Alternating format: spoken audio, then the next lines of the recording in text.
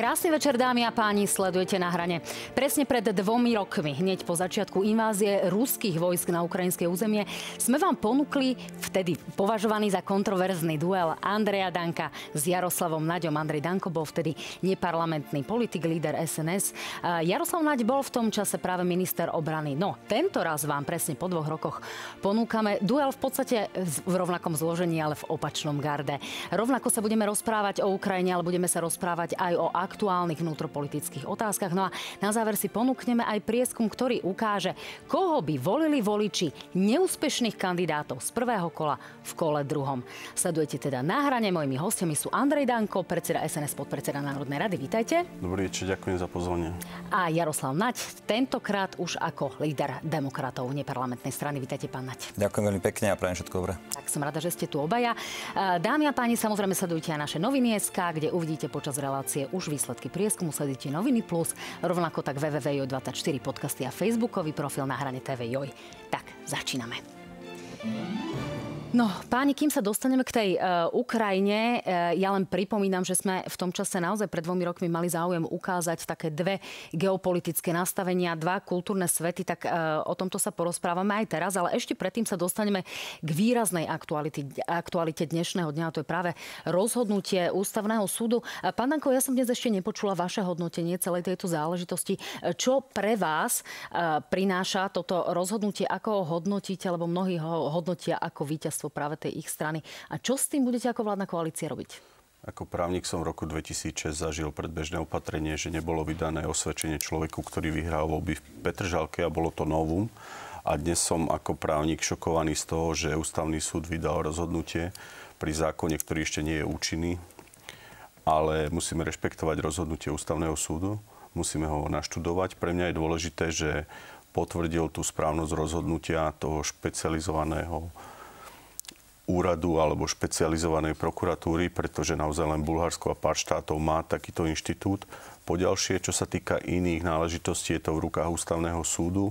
Budú konať ďalej. Určite pri najlepšom vedomí a svedomí rozhodovali.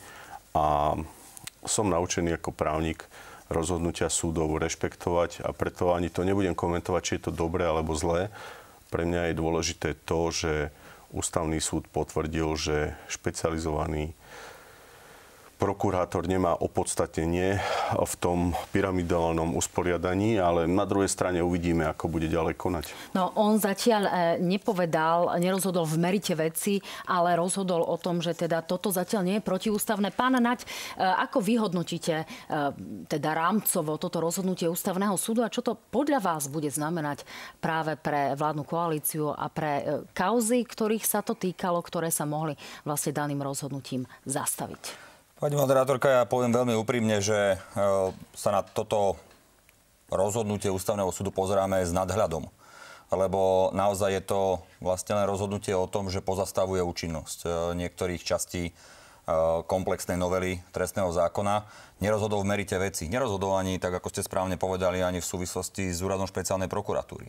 Jednoducho čakajme na samotné rozhodnutie.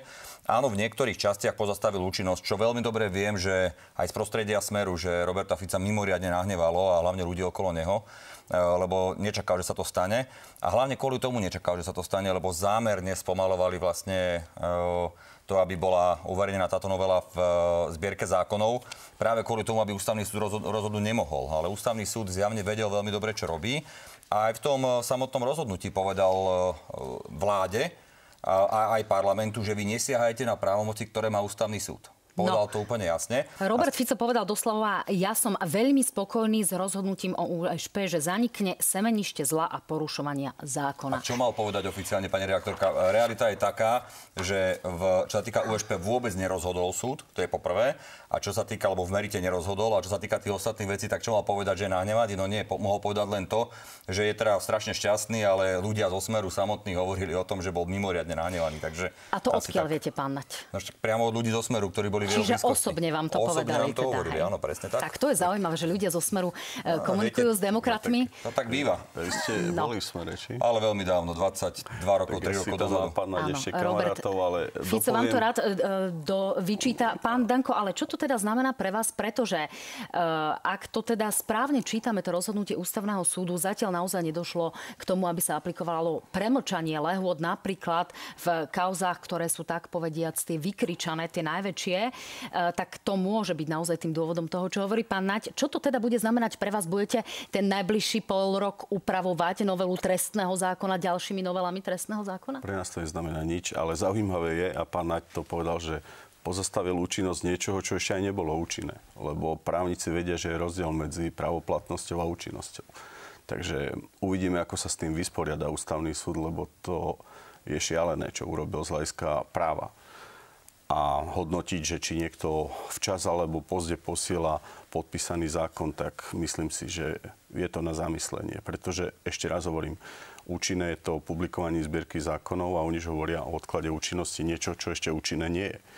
Ale pre nás to neznamená nič. Pre mňa je dôležité ako SNS, že sme zachránili rodičovský bonus, že sme pomohli dôchodcom na Vianoce, že chceme riešiť RTVS, audiovizuálny fond. Ja som povedal, že pre SNS je priorita cestovný ruch a šport. Som rád, že to ministerstvo vzniklo.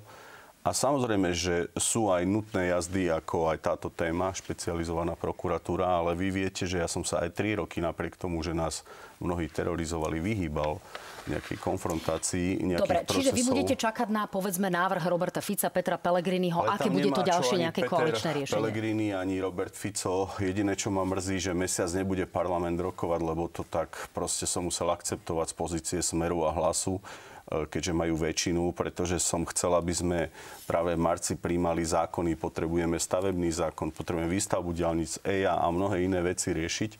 A parlament bude kvôli prezidentským voľbám mŕtvej, pretože Peter Pellegrini o to požiadal Roberta Fica. To ma fakt mrzí. Ale to znamená, ako to? Aby sme si to vysvetlili, pán Danko. To znamená, Peter Pellegrini povedal Robertovi Ficovi, že si chce robiť prezidentskú kampaň a na základe toho na mne rokuje parlament? Takto si to máme vysvetliť? Ja vám poviem, na základe čoho je to, že to, čo robia blázni ako Matovič s Pročkom v parlamente a to, čo sa tam deje, a potom som už aj ja akceptoval ten návrh, sme chceli, aby neboli priestory parlamentu zneužívané na PR bláznov, ako je Matovič. A v každom prípade prezidentské voľby by mali byť dôstojné. Áno, táto debata tak prebehla, pretože tá kampaň beží. Ale na druhej strane, čo sa týka konkrétneho rozhodnutia Ústavného súdu, nikto s tým nemôže nič robiť. Musíme rešpektovať a počkať na rozhodnutie Ústavného súdu. Takže myslím si, že nič vážne sa nedeje. Dôležité je, že to, čo bol cieľ, a to bolo centralizovať prokuratúru na tú štruktúru, ako sa patrí, pretože toto bolo len prechodné ustanovenie. V roku 2006 už sme mohli možno sa s niektorými inštitútmi ako špecializovaný súd rozlúčiť aj špecializovaná prokuratúra. Ja ako právnik to beriem, že som rád, že to nespochybnil Ústavný súd. My uvidíme teda, aká bude tá koncovka. Vieme, že generálny prokurátor prisľúbil, že prokuratúry, špeciálnej prokuratúry tie kauzy dodozorujú až do samotného konca. Pán Naď, hlásite sa o slovo, ja vás vidím. No tak ako hodnotíte tieto slova pána predsedu Danka o tom, že parlament skutočne, pokiaľ to dobre rátame, nejakých 48 dní nebude rokovať, stretne sa až v apríli a dovolím si naozaj tvrdiť, že tie platy sú pomerne vysoké na to, aby sme tu nevideli nikoho rokovať. Nech sa páči. Úplne súhlasím. Viete, pán Danko povedal, že to bolo šialené rozhodnutie Ústavného súdu. To je citácia. Ja si dovolím oponovať, lebo rozhodovať o tom, že či rozhodnutie Ústavného súdu bolo šialené alebo nie, naozaj sa už vôbec nehodí vám ako podpredsedovi Národnej rady a ani mne ako opozičnému politikovi. Čo ale si dovolím povedať politicky, že bolo šialené, pán Danko, bola tá novela trestného zákona, s ktorou ste prišli. To bolo šialené. V skrátenom konaní, bez pripomienkového konania, bez zapojenia odbornej obce, bez nejakej konzultácie širšej politickej. Potom keď ste to pretlačili silou mocou, zrušili ste diskusiu k tomu, teda výrazne skrátili. Potom ste urobili to, že ste odmietli to dať na zverejnenie zbierke zákonov. To boli šialenosti, to súhlasím a aj kvôli tomu rozhodol ten ústavný súd, ako rozhodol. No a potom, viete, vy hovoríte, že konečne sa podarilo teda špeciálnu prokuratúru zrušiť. A ja sa pýtam, prečo ste ju nezrušili, keď ste boli vo vláde a mali ste tam špeciálneho prokurátora Kováčika 62.0? No preto, lebo vám to vyhovovalo, lebo ste tam mali človeka, ktorý vám schvaľoval veci tak, ako ste chceli, tak vtedy ste jednoducho špeciálnu prokuratúru rušiť nechceli. Teraz, keď ste tam mali človeka, ktorý išiel naozaj poctivo po zlodejinách, tak teraz ste s tým problém mali. A posledná vec je zneužívanie parlamentu, ktorú ste spomínali, pán podpredseda Národnej rady, respektíve to, že budú mesiac prázdniny, alebo vyše 1,5 mesiaca v podstate. No nech sa na mňa nikto nehnevá, ale mal si rozhodnúť pán predseda Národnej rady Pellegrini, či chce byť prezidentom a bude kampaňovať, alebo či chce byť predseda Národnej rady. Lebo teraz presne a len kvôli nemu, kvôli ničomu inému, myslím, že viac ako 45 dní nebude rokovať Národná rada. A to, že či tam sú nejakí blázni alebo niečo, čo ste spomínali, pán Danko, no ja tam vidím tiež kopec bláznov na čele s nejakým Huliakom a podobnými ľuďmi, ktorí tam absolútne nemajú čo robiť, ale nebudem to takýmto spôsobom dehonestovať. Som presvedčený o tom, že jednoducho Národná rada má rokovať. Tie poslanecké platy nie sú malé, vy to veľmi dobre viete, aj keď teraz si Fico a spolu 100% zvýšili plat, tak už majú zase viac ako vy. Ale jednoducho myslím si, že parlament má rokovať.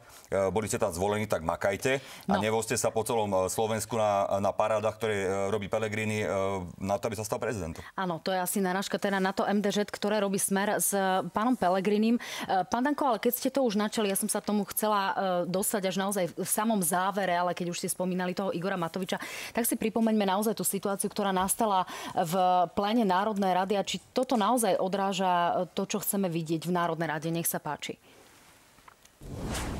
Pracovné nebol si tam užívať s pípkou. Chápem, že s pípkou Paulinkou si veľa neužijete, ale prosím, zdržte sa komentáru na moju partnerku, dobre? Odstúpte odtiaľto chudáčik, pán poslanec Matovič, dobre? Magorko, sadni si, dobre? Pozeráš sa do zrkadla, keď hovoríš Magorko? Ty kandiduješ za prezidenta? Pán Danko, ja sa tak úprimne opýtam, že čo si o tomto majú myslieť ľudia? Potom o tých ospravedlnenkách, návštevách Dubaja, potom, že pán Huliak povie o hovorcovi strany Oľano, teda po Novom Slovensku, že ho treba zastreliť a podobne. Čiže a potom vy poviete Iva, práve pánovi Matovičovi, že vy vypijete bar za svoje, tak nech sa páči, skúste to okomentovať. V prvom rade si vyprosím, aby ste tak pána Huliaka označovali, lebo zase idete k slovníku dezoláti a opice a preto ste mimo. Však vy ste prvý povedali, že to sú nejaký blázni. Veď ma nechajte, Matovič je blázon. A Huliak nie je, ktorý chce vraždiť hovorcu. Ešte raz, on to nepovedal. Tak skúsme to pána Danka nechať vysvetliť. Môžem rozprávať, že v prvom rade ja som mal konflikt s Petrom Pellegrinim, lebo som chcel, aby došlo k zmene rokovacieho poriadku. Ako bývalému predsedovi mi vadí, ak 3 mesiace rokujeme o trestnom zákone a preto som aj tlačil na to, aby najbližším zákonom bola zmena rokovacieho poriadku, ako som to urobil v roku 2016. Čo sa týka pána Matoviča, jeho správanie a jeho práca sú na Slovensku známe. Naozaj Matovič a Pročko stvárajú šialenstva v parlamente. Čo sa týka... Pán Ako, ja som sa na vás pýtala. Skôr, lebo pán Matovič tu nie je. Nech sa páči. Veď ma v kľude nechajte. Pán Matovič dostal fotku, ktorú odfotil v ekonomii triede jeden cestujúci, a ktorý mi najprv napísal, že či sa chcem rozprávať a dohodnúť, a potom to poslal do bulváru a pán Matovič urobil z toho cirkus. Pravda je taká, že poslanci nemajú okrem peniek možnosť čerpania dovolenky. To znamená, oznámite predsedovi, tak ako to urobil aj pán Vašečka, že ste mimo pléna, a to neznamená, že si neplníte povinnosti. Ja som bol aj v Dubaji na výstave jedál a cestovného ruchu. Ja som to povedal. Zaplatil som si cestu, odvoz. To, že Matovič začal útočiť a zneužívať na tlačovke tému, zneužil fotku a zaútočil aj do mojej partnerky, som mu preto v sále povedal... Tomu rozumiem, ale mali ste byť v Národnej rade a rokovať. To je predsa vaša práca, nie? Pretože 60% poslancov, keď prebiehajú rokovania, v pléne nie sú. My máme možnosť cestovať po regiónoch aj v zahraničí. Je to normálna vec. Ale povedal som Matovičovi, že nech sa pozrie na Vašečku, ktorý išiel za Pellegrinim a išiel na Hulvata na dovolenku a dal si takéto ospravedlnenie. Ja sa hlásim k tomu. Cestoval som za svoje. Nezneužíval som štátne lietadlo, ako Sulík som sa tam neožieral niekde v bare. Nechodil som tam ako Boris Kolář štátnym lietadlom. Bol som tam na výstave a popri tom som bol s partnerkou. To, čo urobil Matovič, je primitivizmus a keď on bude hovoriť o Pipke, tak ja mu tú Pavlinku veľmi rád budem spomínať. Takže taký je stav a taká je pravda. Tak ja vás tu rada uvítam aj obidvoch v diskusii. Naozaj môžete nám niekedy povedať, aj čo ste na tej gastro výstave videli. Inšpirovali ste sa mimochodom? Však ale, veď ste sa minule smiali z národného menu a z mnohých iných vecí a podľa mňa hotelierstvo, gastronómia sú dôležité témy a tam sa každoročne stretáva elita. Tak preto sa pýtam, že či ste sa inšpirovali, lebo teda nečakám, že kvôli mne ste naozaj šli do toho Dubaja vzhľadom na to, že sme tu nedávno mali konflikt. O ministerstve cestovného ruchu a športu a môžem vám vysvetliť, prečo som tam išiel a čo bude toho výsledku. No, pán Naď, toto celé dianie sa vás už síce netýka, tak to prosím skrátene nejako okomentujme a poďme naozaj k tej mimoriadne vážnej téme, lebo ste poradcom práve českej ministerky obrany, takže by som sa rada naozaj dostala k mimoriadne vážnej téme. Nebudem to nejako hlbšie komentovať. Mne to prišlo absolútne nepriateľné. Ako zo strany Igora Matoviča, tak zo strany pána Danka. Pozerať sa na to pre 5,4 milióna ľudí na Slovensku je hrôza. Takýmto spôsobom si urážať partnerky navzájom, takýmto spôsobom viesť Národnú radu, takýmto spôsobom jednoducho tam naozaj používať vulgarizmy. Jednoducho je to nepriateľné a rovnako tak je nepriateľné, pán Danko, rovnako tak je nepriateľné, aby váš poslanec Národnej rady, mimochodom držiteľ zbrojného preukazu, aby povedal, že dávno mal byť zastrelený hovorca hnutia Oľano. Je to nepriateľné a podľa mňa, keby fungovala bazálna spravodlivosť v tejto krajine, tak ten človek príde o zbrojný preukaz okamžite. Vy ste sa v svetenej vode umyl? Vy, čo ste ľuďom hovoril, že sú dezoláti, idioti? Už idete do osobných, Nie, počkajte. Ja vám ste mi skočili do reči, Nie, pán Danko. Vy ste národu hovoril, že sú idioti niektorí ľudia. Nie národu. Dezoláti, opice. Vy budete rozprávať o slušnosti. Áno, ja hovorím o slušnosti, pretože keď niekto sa liapal po historickej kultúrnej pamiatke po plote úradu vlády, tak ten človek sa správa horšie ako opica, za tým si stojím. Dobre, ale páni, že vy si nadávate s poslancom Národnej rady ako predsedajúci. A čo sa týka Huliaka, on nepovedal, mal by dávno zastrelený. Nie, on povedal, že ochranka ho mohla zastreliť. A má pravdu v jednom. Ale nepovedal to tak, pán Danko. On povedal, môžete teraz tu klamať. Ale vy ste bol minister. Keby vám do limuzíny vošiel človek a dotkol sa vás, títo chalani ho dajú k zemi a naozaj by sa mohlo stať najhoršie. On to tak povedal. Dobre, čiže nebude sa SNS ospravedlňovať za slova pána Huliaka. Mali tomu chlapcovi ochrankári dolámať ruky, pretože dotknúť sa ministra, či vás, alebo iné. No, dobre, tak tu už naozaj v tomto zmysle... Takouto retorikou, pán Danko, namiesto toho, aby riešil reálne problémy ľudí, neskačte mi do reči, pán Danko. Dobre, pán Naď dokončí vetu a ideme naozaj ďalej. Pán Naď má zase výhodu... Pán Danko, však ma nechajte dohovoriť jednu vetu. Jednu vetu, pán Naď, a ideme do sa zase s Dybákovou vadiť. Namiesto toho, aby ste sa starali o veci, na ktoré sa starať máte, tak hovoríte, že ochrankári majú lámať ruky a Huliak hovorí, že majú strieľať ochránkarov. Dobre, vysvetlili ste si to. Keď sa človek dotkne ministerky neoprávnene a vnikne jej do auta, veď na čo je tá ochránka? Veď čo keby ju pichol? Čo keby ju oblial niečím? No, dobre. Tak, v tejto chvíli naozaj zastavujem túto tému a prechádzame na vážnu tému, ako je Ukrajina. Máme tu naozaj 2 roky od invázie a v každom prípade vo Francúzsku máme veľké rokovania naozaj medzištátnych delegácií, kde bol premiér. V Prahe máme rokovanie V4. Dnes tam bol aj predseda parlamentu Peter Pellegrini, ale súčasne sme si dnes vypočuli hrozivé slova Vladimíra Putina, tak nech sa páči, pripomeňme si ich. Mali by konečne pochopiť, že máme zbrane, ktoré dokážu zasiahnuť ciele na ich územiach. Všetko, s čím Západ prichádza, aby vystrašil svet, vytvára reálnu hrozbu konfliktu s použitím jadrových zbraní, teda zánik civilizácie. Jadrové zbrane. Pán Danko, naozaj by sme sa nemali už začať obávať toho, s čím prichádza Vladimír Putin a naozaj, povedzme, pomôcť tej Ukrajine aj trošku viac, ako len hovoriť stále o nejakom miery, na ktorom, zdá sa, Vladimír Putin zatiaľ nemá záujem? Viete, tento váš štýl relácie, že aj pri mne s Matovičom ste strihli niečo a teraz vytrhnete Putinovi čas vety, ktorú povedal. Tá podstata konfliktu Ukrajiny s Ruskom má nejakú históriu. Ukrajina nezvládla prístup k národnostnej menšine Rusov. Vzniklo tam napätie, konflikt. Toto napätie nepomáha nikomu. Toto napätie naozaj zvyšuje ceny energie a na druhej strane Európska únia na základe toho stagnuje.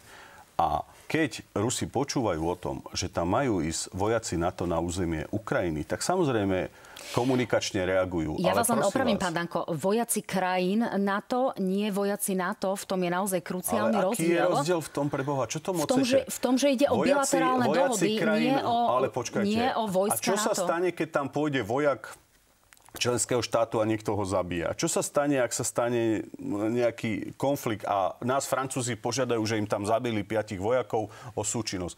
Veď tá zodpovednosť kolektívna v NATO je.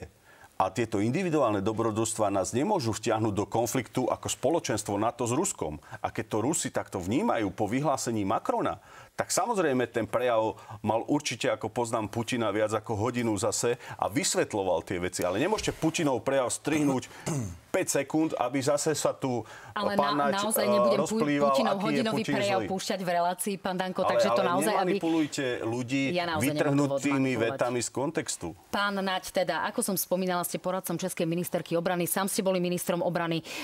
Je to naozaj tak, ako sa zdá sa so mnou, tak trošku sporí pán Danko, že je to priamy zásah NATO a nie je rozdiel v tom, či ide o bilaterálne dohody jednotlivých krajín? Som prekvapený, pán podpredseda Národnej rady, že ani z titulu podpredsedu Národnej rady, ani ako bývalý, alebo teda ako aktuálny predseda Slovenskej národnej strany, ktorý volá, kedy mal pod sebou rezort obrany, že nemáte základné vedomosti, ako to funguje. Základnou vedomosťou je, pán Danko, že na to, aby sa niektorá krajina, či je to Európskej únie, NATO alebo aj mimo týchto dvoch zoskupení, aby sa rozhodla ísť, zapojiť do nejakého bojového konfliktu, o tom rozhoduje Národný parlament. Aj u nás o tom rozhoduje Národný parlament. Keď sa Francúzsko alebo ktokoľvek iný rozhodne ísť, zapojiť do konfliktu na Ukrajine, je to ich suverénne rozhodnutie. Ani vy, ani ja, ani nikto iný nejakým spôsobom to nedokáže ovplyvniť. Rovnako ako keď my, a tu sa zhodneme, že nechcete ani vy, a ani my, ani nikto na Slovensku poslať našich vojakov na Ukrajinu, tak nikto nás nemôže k tomu prinútiť a ani nikto to od nás nechce. A rovnako tak platí, pán Danko, že keď sa niektorá krajina rozhodne tam participovať a náhodou tam umrie vojak tej krajiny, nemá to nič spoločné s článkom 5 a v žiadnom prípade to nebude evokovať to, aby sa ostatné krajiny zapojili. Toto je fakt. Ale dovolte mi zareagovať ešte na začiatok, čo ste povedali, pán Danko. Povedali ste hlúposť. A ja sa pán vás Danko, teraz... prepáčte, ja som neskákal do reči. Nechajte ma rozprávať, prosím, dobre? Tak nechajme chvíľku. Nechajte ma trošku, naozaj. V čom vidíte hlúposť? Pán Danko, povedzte, pán Naď, dokončite potom vetu. Teraz povedzte, keď tam zomrie 5 francúzskych vojakov a Rusi priamo zaútočia na Francúzsko a Francúzi sa dostanú do vojny s Ruskom, musíme Francúzsku pomôcť? Nemusíme, záleží to od toho, či nemusíme, pán Danko, opäť nemáte základné vedomosti, pretože to záleží. Kolektívna bezpečnosť je vtedy, keď niektorá z tých krajín o to požiada a keď sa členské krajiny NATO na tom zhodnú. A vy si myslíte, že Francúzi by nás nepožiadali? Však ale potom povedzte vášmu kamarátovi Ficovi, aby sa tam hrdo postavil okolo toho stola v NATO a povedal, nie, my vám pomôcť nejdeme. Potvrdzujete, že by sme museli pomôcť. Nemuseli, je to rozhodnutie tej ktorej krajiny. Nemusíme, pán Danko, nemáte pravdu, tak aspoň sa prosím, v dobrom vám to hovorím, nerobte zo seba srandu. Ale ešte raz, vy si nerobte zo seba srandu a prestaňte byť osobný, lebo začneme byť osobní. Pán Danko, skáčete mi do reči už druhýkrát. Ešte mi dovolte zareagovať. Necháme pána Naďa, aby nám zareagoval. Pán Danko, naozaj necháme pána Naďa prehovoriť, že teda ako to je, zareagujte a potom dáme slovo pán Danko. Vy ste vraveli, pán Danko, že Rusko zaútočilo preto na Ukrajinu, lebo Ukrajina nezvládla nejaké osobné vzťahy s národnostnou menšinou. A čo potom hovoríte na túto citáciu? Samotná existencia Ukrajiny je smrteľne nebezpečná pre Ruskú federáciu. Viete, kto to povedal? Medvedev. Váš kamarát, s ktorým tam ste sa boli kláňať, tak ten Medvedev, bývalý prezident, dnes, myslím, podpredseda Bezpečnostnej rady, ten povedal takúto vetu. Čo to má spoločné s akýmikoľvek národnostnými menšinami? Pán Danko, ja to trošku doplním o jednu vetu, keď už máme... Demagógie, ako dneska povedali, že vo februári zostrelili Rusom 10 lietadiel a potom v článku sa ďalej čítame, že ale nedá sa to overiť. To sú také isté idioti. Ale toto je citácia historická, viete, pán Medvedev skutočne povedal, že pôjdu po Kyjev, čiže vy nejakým spôsobom vidíte nejaké snahy? Kiev, tak Kyjev už dávno majú. Rusi išli na územia, ktoré získať chceli. Tam nie je frontová vojna typu... Veď si to čiže nebudú pokračovať z vášho pohľadu. Porovnáte si to s vojnou alebo s konfliktom v Gaze, kde za pár dní bolo 10 000 mŕtvych. Vy viete, koľko mŕtvych by bolo na Ukrajine, keby tam bola skutočná vojna typu pozícií a frontovej línie? Ja hovorím, že Rusi obsadili, čo chceli a Ukrajinci majú šancu to získať naspäť. Prečo potom pokračujú ďalej? Rusi nepokračujú ďalej. Rusi majú pozície, ktoré chceli. Keby Rusi pokračovali ďalej, už dávno dosiahli, čo chceli. No, pán Naď, je to skutočne tak, Boha, pretože dnes boli naozaj aktuálne informácie. Ruskej armády. Vy tu len rozprávate, štekáte potom. Pán Danko, veď sa ukludnite, veď o nič nejde. Ale ja som kľudný. Nie ste. Ale viete, ja viem, že vám napísali noty na ruskej ambasáde, čo máte povedať, ale poďme k veci. Dobre, ideme ďalej. Vy ste už mohli pochopiť, keď ste slúžili Amerike, že potom sa s vami ani nikto nestretne. Pán Danko. Vy si uvedomte jednu vec. Rusko nech je celistvé. Nech sa nepredávajú zbranie jak za Jelcina a nech nie je naozaj nejaká ešte vojna celosvetová. Počkajte, ale čo je celistvé? Čo znamená celistvé Rusko? Keď sa rozpadalo Rusko, alebo začias Jelcina, keď sa rozpadalo a sa predávali zbranie, to bol prúser. To je tak, ako keby sa v Číne rozpadla komunistická strana. Vy viete, čo by bolo? Pani redaktorka, ja sa pýtam... Každý štát má iný štýl. Nie každému vyhovuje tým demokracie. Áno, necháme teda pána Naďa teraz prehovoriť, čiže zareagujte, čo ste chceli a ideme naozaj ďalej k slovám Viktora Orbána. Prvá vec je tá, že tam zomrelo alebo je zranených už takmer 500 000 ľudí. Vy ste to nabrali, pre Boha živého. Vy cucate z ruky. Vidíte, že mi skáču do reči, hej? Po druhé, Rusi naďalej útočia na západ. Avdijivku pred asi týždňom prevzali, zomrelo tam niekoľko tisíc Rusov a idú ďalej na západ. Ten front tam je. Celý svet to vidí, pán Danko, okrem vás. Poďalšie. Veď viete, že tam front nie je. Takého rozsahu, ako vy rozprávate. On má iba 1100 km. Strašne malý je ten front. Keď sa Rusi naserú, prejdú to hore, dole, koľkokrát budú chcieť celú Ukrajinu. Však čo si vy myslíte? Ako vy môžete takýto nezmysel vôbec povedať ako podpredseda Národnej rady? Dobre, páni, tak tuto sa naozaj ďalej nedostávame. Ja to teraz preruším do krútkov. Už dávno je potom konflikte. Ale veď oni sú kde chceli. Oni nepotrebujú viac. Preto im tam zomierajú tisícky ľudí každý jeden mesiac. To je teda otázka, ako to naozaj bude pokračovať. Páni, ak dovolíte, naozaj dám pokyn režii, aby sme stiahli zvuk, lebo takto sa pokračovať nedá. Prosím, pustíme si naozaj vyjadrenia Viktora Orbána, ktorý je v jednotnom šiku s Robertom Ficom na tom medzinárodnom poli a následne aj slova pána bezpečnostného analytika pána Bránika a pána Káčera, bývalého ministra, z pohľadu záujmov Maďarska v tomto zmysle. Nech sa páči.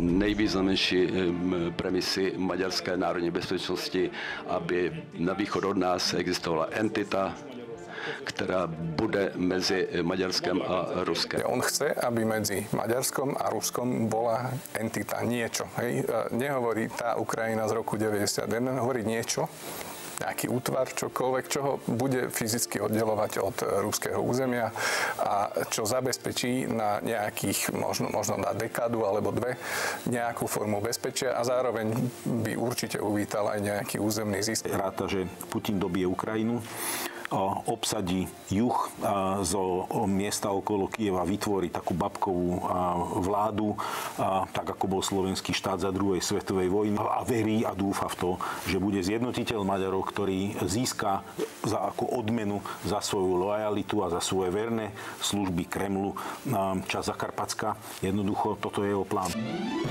Pán Danko, my sme naozaj počuli od Viktora Orbána to slovo entita. Zatiaľ teda tie odborné stanoviská sú také, že teda Rusi by naozaj mali pokračovať. V tomto zmysle sa naozaj neobávate, že tí Rusi pôjdu ďalej? Vy Káčera považujete za odborníka, zakladateľa Globseku? Je to bývalý minister, je úplne irelevantné, za čo ho považujem ja. Globsek sa len vyťažuje z toho, že sa staré zbrane vyvážajú na Ukrajinu, staré sovietské zbrane. Títo ľudia, ktorí sú napojení na zbrojské lobby, aj kamoši sú to, pán Naďa, tak proste, jakí oni môžu byť objektívni. Čo sa týka Viktora Orbána, v mnohých veciach má absolútnu pravdu. A Viktor Orbán je naozaj politik, ktorý sa to snaží vyvažovať na západ aj na východ. Ja som aj Robertovi Ficovi veľakrát hovoril, že v mnohých veciach by ho mal viac podporiť. Viktor Orbán aj teraz v tej pozícii, kedy sa rokovalo o Ukrajine, v mnohých veciach naozaj uspel a získal mnohé pozície pre Maďarsko. Pre mňa je najdôležitejšia vec, že málo sa tu hovorí o našej energetickej závislosti aj pri jadrovom palive. Naozaj my potrebujeme dobré vzťahy s Ruskom. Mnohé západné spoločnosti tam ostali a Ja verím, že v Amerike zvíťazí Trump a že do 24 hodín, ako to povedal, ten konflikt skončí. Lebo áno, zbrojárskej lobby vyhovuje konflikt na Ukrajine a taká je pravda. No, pán Naď, zareagujte, ale ja to doplním ešte o otázku. Vy ste pre denník N prišli s informáciou o tom, že máme problém na diplomatickom poli, že tie rokovania už s nejakou veľkou dôverou neprebiehajú vo vzťahu k slovenskej strane. Je tam narušená tá dôvera. Počuli sme aj bezprostredné slova predstaviteľov napríklad Českej republiky a podobne, ktorí zvážovali, či vôbec nezrušia to rokovanie V4. Čiže aké sú tie presné aktuálne informácie, ktoré vy máte z českej strany a z toho medzinárodného poľa? To nie len z českej strany a ja práve, o českej strane veľmi nechcem rozprávať, lebo som tam poradcom pani ministerky a nechcem ja hovoriť o veciach, s ktorými tam dennodenne prichádzam do styku. Ale mňa kontaktujú aj bývalí kolegovia ministri obrany, množstvo ľudí zo zahraničia, zo samotnej aliancie, z Európskej únie. Samozrejme, že už existujú fóra, kde nás vôbec nevolajú. Veď aj do toho Paríža vôbec nemal pán predseda vlády Fico ísť. Tam malo byť 15 krajín mimo Slovenska a on robil všetko preto, aby sa tam nanominoval. A tesne predtým, ako tam išiel, vlastne keď už teda Macron povedal, dobre, tak ho teda pozvite, tak vlastne očienil aj Macrona, aj celú konferenciu a tak ďalej. A aký má byť teda dôvod toho, že nás tam nepozývajú? Lebo legitímne sme súčasťou Európskej únie, sme súčasťou NATO. Lebo naša retorika našej vlády Slovenskej republiky je čisto proruská. A teraz, ak dovolíte, jednu vetu. Slovenská republika odsudzuje nevyprovokovanú, neodôvodnenú a neoprávnenú vojenskú agresiu Ruskej federácie voči Ukrajine. Viete, kto to povedal? Robert Fico.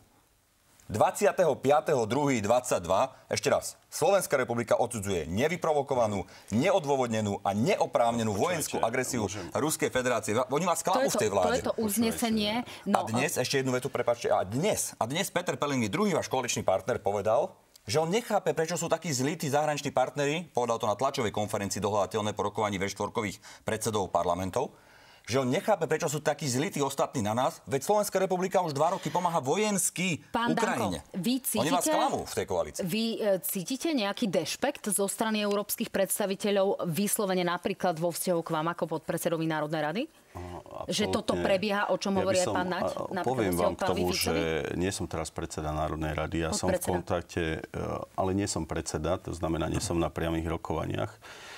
Ale som v kontakte takisto s bývalými kolegami, necítim žiaden dešpekt k nám, ale pán Naď je majster sveta v takých senzačných informáciách, aby upútal na seba pozornosť, pretože veľa vecí to aj v minulosti tomu nasvedčuje, kedy hovorilo o nejakých ľuďoch, čo zobrali v Rusku peniaze, o sledovačkách a neviem čo. A pozrite sa, pán Naď, verím, že takéto vyhlásenie člen SNS ani ja som nikdy nepovedal. Ja tu nemôžem hovoriť a vysvetľovať vyjadrenia Fica o Pellegriniho, ale určite to v tej koalícii nie je ľahké. Ale išiel som do tej vlády preto, aby Sulík, Matovič, Kollár skončili, aby progresívne Slovensko sa nedostalo k moci a Odor skončil.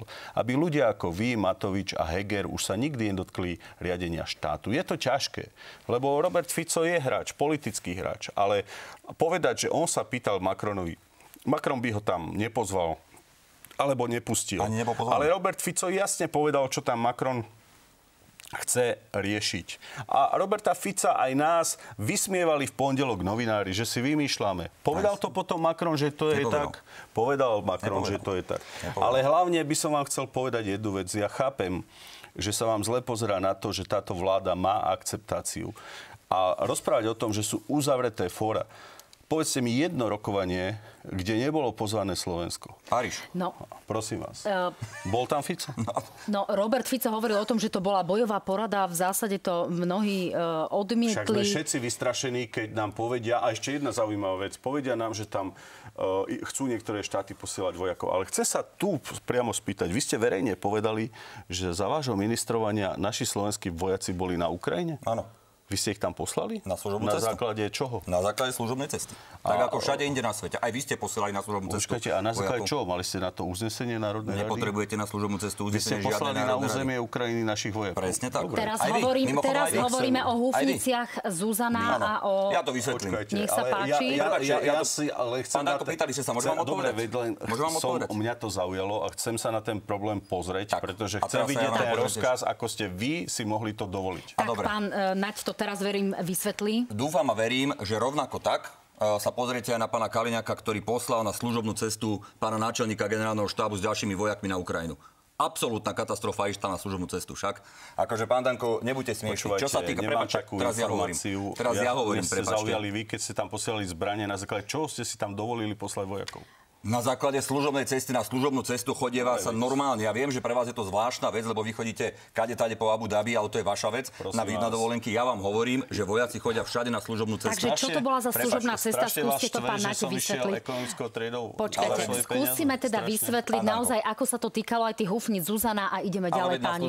Rozdali celé naše zariadenie vojenské nezákonne. Pán Danko, toľko klamstiev, ktoré ste povedali za tú pol hodinu, tuto je naozaj na zváženie. V prvom rade zareagujem na to, čo ste povedali, že som hovoril o tom, že s Ruskou federáciou boli nejaké zlé vzťahy Smeru a tak ďalej, že som to spomínal. Tak sa opýtajte, prosím vás, vašich nominantov v Národnej kriminálnej agentúre, prečo keď som tam bol vypovedať k tej konkrétnej spravodajskej informácii, povedali, že nemôžu pokračovať, lebo nikto tam nemá prísne tajnú previerku. A keď si to zistíte, tak potom budete vedieť mi odpovedať na to, či existuje alebo neexistuje taká spravodajská informácia. Po druhé, keď už hovoríte o tom, aké to máte strašne ťažké, pán Danko, v tejto, keď už máte také ťažké v tej koalícii. Počkajte, o čom teda bola tá spravodajská informácia? Pán Naď, myslím, že máte dosť veľa priestoru, takže... Ale preruší ma pri každej vete. Rozumiete to? On to chce urobiť, lebo sa bojí toho, že mu tu povie normálne pred celým... Dobre, tak dokončite vetu a potom budeme mať, pán Danko, priestor. Nechajte ma normálne dorozprávať, lebo chcem byť slušný, som si povedal, že... Dobre, pán Naď, jedna veta, potom reakcia pána Danka. V prvom rade, spravodajská informácia, ktorú som obdržal nielen ja, ale aj Siska a ďalšie orgány na Slovensku, bola o tom, že boli nadštandardné veľmi nevhodné vzťahy medzi politickou stranou Smer a ďalšími v Ruskej federácii. Šetrí to Národná kriminálna agentúra. Bol som tam vypovedať. Všetky veci si môžete zistiť. Ste pri vláde, nech sa páči, zistujte si, ako to bolo. Budete sa na to pýtať, pán Danko? Prepáčte, ale počúvajte, ja políciu nezneužívam a nikdy som, ani keď pod nami bola Siska, nešiel do žiadneho spisu. Tak si zistíte, či je alebo nie. Po druhé, keď hovoríte o tom, aké to máte ťažké a vy teda robíte všetko preto, aby ste udržali túto vládu proti americkým agentom. Viete, čo povedal včera Kaliňák? Viete, čo povedal včera Kaliňák? Žiadnu zmluvu DCA nebude vypovedať. Žiadnu.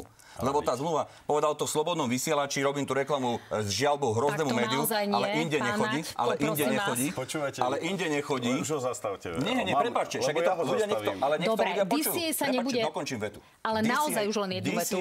Kaliňák povedal, že nebudú rušiť. Prečo? Lebo Američania sú féroví, aj tak ich je tu málo a nič zlé sa tu nerobí. Vy to môžete potvrdiť, pán Danko? Že to tak naozaj bude, povedal to pán Kaliňák aj vám osobne? Tam je právny problém, keď sme sa o tom rozprávali, že tá zmluva je na dobu určitú. Však ste ju mali na Francúzsku rozprávať. No ja by som ju rozprával. Z hľadiska toho, že som ju nikdy nechcel dovoliť podpísať. Teraz dokončiť pána Danka. Veď už ma nechajte aj vy. Však hovorte. Ja som zastanca toho, že cudzie vojska tu nemajú čo robiť. A to, čo ste spôsobili vy, že ste sem naťahali cudzie vojska, 2500 vojakov, ktorí sa rozťahujú dneska v Lešti a neviem kde, proste nemajú tu čo robiť. Majú sem prísť, cvičiť, ale nemajú tu bačovať a našich vojakov znevažovať. Budete sa pána Kaliňáka pýtať na ďalší postup? Áno. Aj znásilňujú ženy. Nie, naši vojaci ich obsluhujú ako obslužný personál, miesto toho, aby mali svoju S-300, slúžia zahraničným vojakom. Dobre. A vy dobre viete, ako sa k našim vojakom tí americkí správajú. Záverečná otázka k vojne. Naozaj. Mierové rokovania. Na jednej strane sa o tom hovorí veľa. Aj západné krajiny, západní predstavitelia hovoria o tom, že majú na tomto záujem. Zatiaľ nevidíme nejaký záujem z pohľadu ruskej strany. Čo ale naopak vidíme, je situácia, ktorá sa odohráva v Podnestersku. Ukážeme divákom mapu, ktorá sa týka práve Moldavska. Zdá sa, že Rusko sa práve môže rozširovať smerom k Európe. To je tá podnesterská časť, kde vlastne miestna správa požiadala o, tak povediac, ochranu ruskej strany. To znamená, že Ukrajina by sa mohla svojím spôsobom dostať do nejakého obklúčenia. V tomto vy nevidíte nejaké rizika? Pán Danko. Ja vám sa snažím vysvetliť, že po rozdelení Sovietskeho zväzu ostali národnostná menšina Ruska na území Ukrajiny. A teraz vzniká napätie. Aj v tom Moldavsku sú ruský hovoriace obyvateľstvo, národnostná menšina, ktorí sú na pokraji záujmu a pod touto demagógiou sú pod tlakom. Samozrejme, že sa hlásia k svojmu veľkému národu alebo k veľkému Rusku. A z toho vzniká napätie. Najlepšie riešenie je... To je dôvod na obsadenie území napríklad, alebo na správu pod cudzím mandátom? Najlepšie riešenie je, aby si Biden s Putinom sadli a aby to vyriešili konečne. Pretože ten bezprízorný ukrajinský prezident, ktorý je len umelo naťahovaný, ktorý už vlastný národ ho nenávidí, pretože aj nedovolili nové prezidentské voľby. Tak to hádam nie. Tento konflikt nemá ani v kompetencii zastaviť. Každý vidí reálne, že je to človek, ktorý je úplne nesvojprávny pri týchto veciach. Pán Danko, na druhej strane, práve na ruskej strane sa vraždia politickí oponenti. Videli sme tu naozaj aj tú situáciu s pánom Navalným, pán Nemcov a podobne. Ja by som bol strašne rád, keby naozaj tí naši mierotvorcovia, ktorých máme v koalícii, aby jednoducho prišli, lebo oni sú ako tá miska, viete, že čo chcete vo svete? Svetový mier chcem. Pán Naď, bude to rozširovanie ruského územia ďalej? Ja to predpokladám, samozrejme, však to isté urobili v Gruzínsku, kde požiadali o pomoc Rusko, potom to urobili na východe Ukrajiny, kde požiadali o pomoc a teraz požiadajú to isté. Tam, kde je ruská národnostná menšina. A opäť mi skáčete do reči, lebo vy nie ste radi, keď niekto hovorí pravdu a musíte to nechať počúvať vašich voličov. Dovoľte mi povedať jednu vec. Dovoľte mi povedať jednu vec. Hitler v druhej svetovej vojne naozaj išiel na východ a takto bral jednu krajinu po druhej a vždy sa ustupovalo. Teraz prvý svetový politik, ktorý to robí na európskom území, je Putin, ktorý robí presne to isté, pán Danko. Ja to naozaj vyvažujem, pán Danko, mali ste priestor. A cúvate pred ním, a cúvate, a strašíte, pán Danko, a strašíte. A tak, ako ste strašili pred rokom, že bude mobilizácia, že naši vojaci pôjdu a nešli, teraz strašíte nejakou vojnou, len aby ste si vymysleli nejaký príbeh, aby nakoniec ste ustúpili a tomu Pellegrinimu ste povedali, nie je prezident, lebo on zachráni našich vojakov. Dobre, a teraz prezidentské voľby preberieme naozaj po reklamnej prestávke. Nepodporujem, takže tak potom nerobte kampaň. No, tak to je naozaj dobrý oslý mostík. Dámy a páni, uvidíme sa o malú chvíľku, porozprávame sa aj o prezidentských voľbách, ukážeme si exkluzívny priestor a prieskum a príde aj priestor na vaše otázky. Vidíme sa o chvíľu.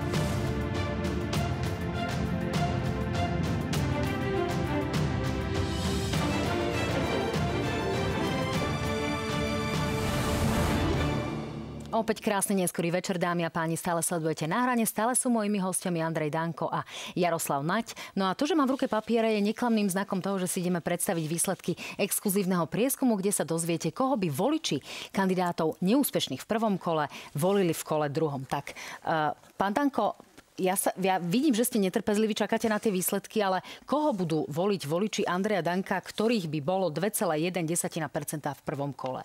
V druhom, nie? No, koho by volili v druhom kole, keď v prvom by vám dalo hlas 2,1%? No, tak ja si myslím, že nám to vychádza, že väčšia časť Harabina. No, v druhom kole by podľa tohto prieskumu vy myslíte v druhom kole, koho by Peter volili? Pellegrini, áno. Tak ja neviem, akože pre mňa Pellegrini a Korčok pražia guho, takže neviem, nebudem sa vyjadrovať. No, možno vás to prekvapí, ale 82% by volilo Petra Pellegriniho, ale až 18% práve Ivana Korčoka. Prekvapený? Tak určite Korčok je absolútne zlo, ale ja verím, že Peter Pellegrini by pre nás bolo najlepšie, aby ostal v koalícii.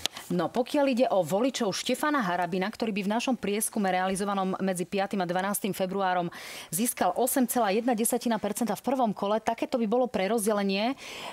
Dvaja z troch voličov by dali hlas Petrovi Pellegrinimu, len 3% Ivanovi Korčokovi, ten zvyšok by nevedel alebo nešiel by voliť.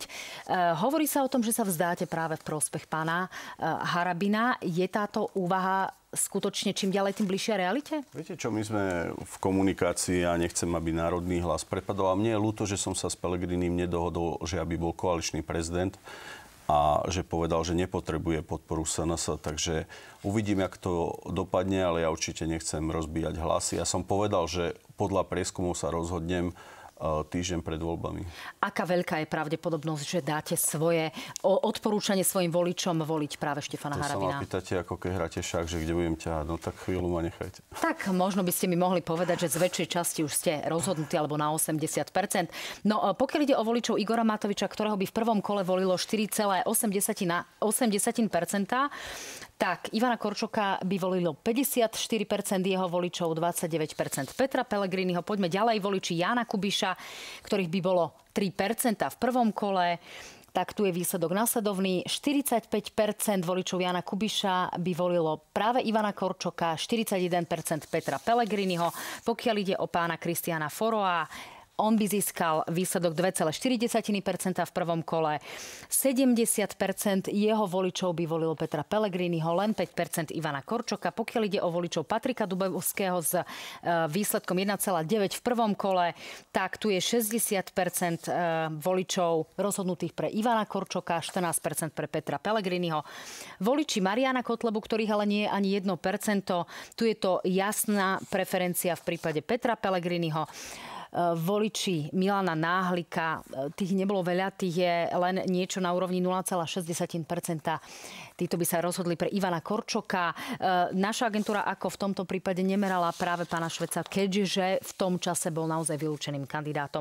Celkové výsledky, pán Naď, hodnotíte ako zatiaľ? Viete čo, úprimne vám hovorím, tak jednak my, demokrati, sme úplne jasne verejne podporili Ivana Korčoka. Je to vynikajúci kandidát a verím, že sa nám podarí naozaj zabezpečiť to, aby sme do nekonečna neustúpovali tomu valcu.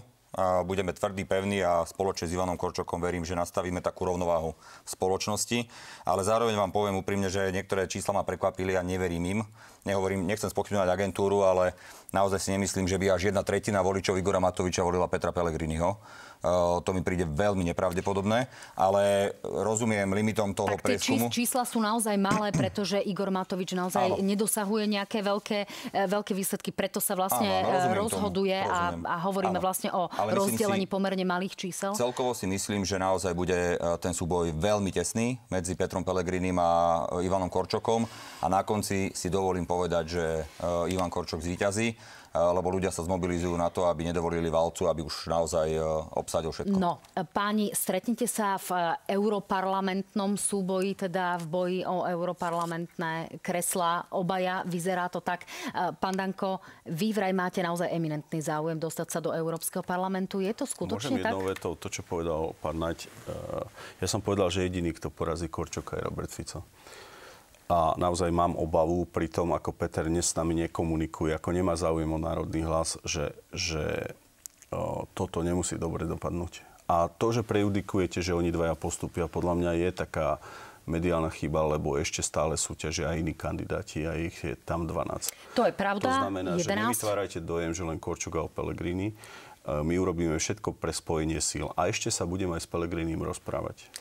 To znamená, že ja uvidím, ako sa to bude vyvíjať, ale určite Korčok je pre nás také niečo ako Čaputová nepriateľ. Čo sa týka eurovolieb, my komunikujeme s frakciou ID, Slovenská národná strana, a tak ako som spojil národné sily, by som chcel byť súčasťou národného vlastníckeho bloku v Európskej únii, lebo vyzerá to tak, že tieto frakcie národné môžu zabrániť šialenostiam ako Green Deal a mnohým iným veciam.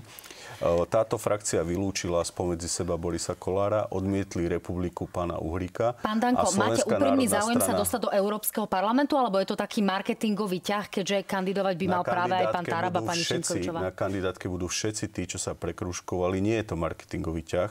My si uvedomujeme tú zodpovednosť k iným národným stranám. My komunikujeme s FPE, s inými stranami a my tam chceme za Slovensko byť, pretože jedinú národnú stranu tam akceptujú SNS. No, pán Naď, nech sa páči rýchlo k európskym voľbám a ideme na odpovede na otázky. Jasne, demokrati na predsedníctve poverili mňa, aby som viedol kandidátku. Budeme mať veľmi silnú kandidátku, ktorú uzavrieme v najbližších dňoch.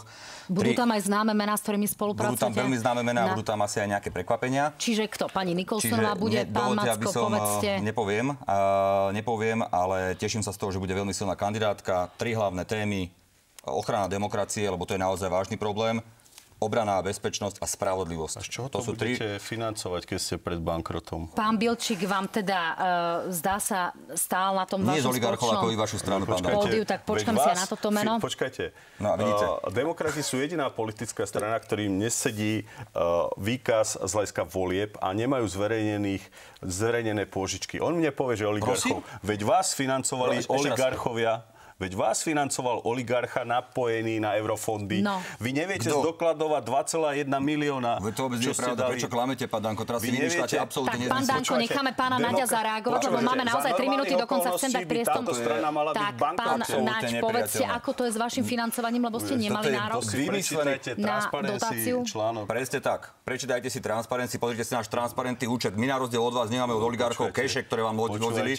My máme normálne peniaze od našich členov, takže prestaňte okydávať demokratov. To je absolútne 2 milióny pre Boha živého. Ale pre Boha živého, veď ich máme normálne všetko v pôžičkách zaevidované. O čom to hovoríte, pán Danko? Čo si dovolíte klamať? Transparency povedala, že vám nesadí. Ale to vôbec to vôbec nepovedala. Prepáč, on mi skočil do reči. My na rozdiel od kadejakých polobláznov, ako Huliak, Radačovský, Uhrík a podobných ľudí dávame normálnu odbornosť. My tam dávame ľudí, ktorí majú obsah, ktorí vedia cudzie jazyky, ktorí majú skúsenosti, kontakty. V tejto chvíli je naozaj čas. V tejto chvíli je naozaj čas na otázky. Mali by ste tú stranu dať do bankrotu.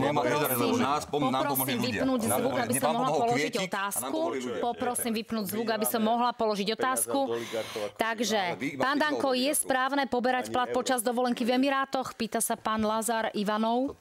Ja som nepoberal plat počas dovolenky, bol som na pracovnej ceste ešte raz. Platil som si všetko sám a bežne poslanci takto cestujú, pretože poslanci si nemajú možnosť čerpať dovolenku. Poslanci sú stále v práci. Máte 45 dní teraz na dovolenku, nemuseli ste ísť počas rokovania parlamentu. Tak, pán Gufka sa pýta, alebo pani Gufka. Pán Danko, za tých pár mesiacov ako sociálna vláda sa vám podarilo zvýšiť si platy a vybehnúť na dovolenku za štátne. Čo plánujete teda urobiť pre Slovensko? Za žiadne štátne som necestoval. 900 eur bola letenka, hotel stal 3700 na 5 dní. A čo sa týka platov, zdvihla si ich vláda, nie poslanci. A čo sa týka pomoci, pomohli sme dôchodcom, zachovali sme paušálne výdavky, pomohli sme zachovať rodičovský bónus a keby bolo na mne, tak aj teraz parlament rokuje ďalej. Martin sa pýta opäť pána Danka, prečo chcete zasahovať do fungovania RTVS, ktorá je nezávislá a nepropagandistická? Pretože RTVS riadi človek, ktorý sám dostal jedno médium do bankrotu a to, ako sa RTVS správa mediálne, ako linčuje túto vládu, ja sa na to pozerať tejto vláde nebudem. RTVS podľa mňa má byť štátna a verím, že ju dáme do poriadku v priebehu pár mesiacov. Tak to by ale mohlo znieť pomerne autokraticky. demokraticky, No nie? aj sa tak správame teraz. No to presne tak je. Lebo takíto ľudia si zaslúžia len pevnú ruku, ako Matovič a Naď. Oni nerozumujú inému ako sile. Počkajte, ale RTVS nie je vládnou televíziou. Vy nerozumiete demokracii. Vy ste autokrát, preto sa ten Putin tak páči. Preto ste mu tak vobchaní v zadnici. Ja keby som mohol a Fico by ma viac počúval, to ja by som iné poriadky tu narobil. Poriadky, tak, že ste zvýšili Pán Danko, ale to nie je vaša televízia, alebo vládna televízia naozaj. Potravín, energie. Ja nebudem pozerať nejakú redaktorku, ktorá zhovadzuje Roberta Fica v Prahe, nejaká redaktorka z RTVS. Čo si to dovoluje, tam pred premiérmi sa bude predvádzať. Tak novinári sa môžu naozaj pýtať, čo chcú a redaktorka Vicková sa naozaj pýtala k veci. Televízii a verejnoprávnej my to dáme do poriadku. No, toto vidíte, občania, že toto je demokrat. My naozaj pozorne budeme sledovať. Nechcete šialencov ako Matovič alebo agresívnych ľudí ako pán Naď, tak jednoducho nám verte. Za novinárov si dovolím tvrdiť, že asi verejnosť naozaj nechce cenzúru, pretože cenzurované médiá naozaj sú známkou autokratických režimov. Ideme ďalej. A novinári môžu všetko? Novinári si môžu vymýšľať, ako majú aj svoje regulatívy. No, pán Danko, ideme ďalej, aby sme boli naozaj vecní. Pán Danko, ak by ste sa nedostali do druhého kola prezidentských volieb, koho by ste podporili z dvojice Pellegrini-Korčok, vy osobne? Ja som povedal, že sa asi druhého kola potom nezúčastním. Ján, chcete mať na slovenskej východnej hranici z Ukrajinu alebo Rusko? Pre Boha živého máme Ukrajinu a nikto si neželá, aby sa, povedzme, menili hranice. Ja chcem, aby sa to ukončilo, takže takéto otázky navádzacie a toto, čo... Navádzacie, to sú otázky, ktoré ľudia vidia, že ich posielali. Nech sa páči, zareagujte, pán. Dobre. Nechcem reagovať, radšej dáte otázky mne, lebo...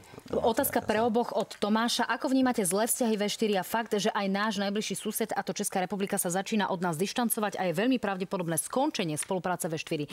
Tak začnite vy teraz, pán Naď. Jednoducho sa od nás dištancuje celý demokratický svet.